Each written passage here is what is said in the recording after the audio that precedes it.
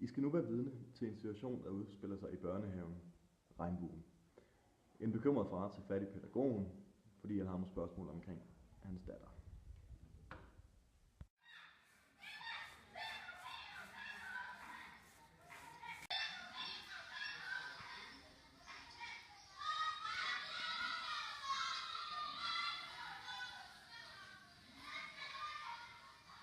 Kan vi snakke 5 minutter? Jo, selvfølgelig kan vi det. Jeg ved ikke rigtig, hvordan jeg skal sige det. Ja, du ved godt, Nicole. Hun går jo kun i drengetøj, og hun leger kun med drenge. Men hvad er det, der bekymrer dig? Hun har aldrig piger med hjem og lege med, og det bekymrer mig, om det kan have en betydning i hendes seksualitet. Bare fordi hun er en drengepige. Den situation har vi alle sammen stået i. Det er derfor, jeg er en mand i dag. Måske er det mig.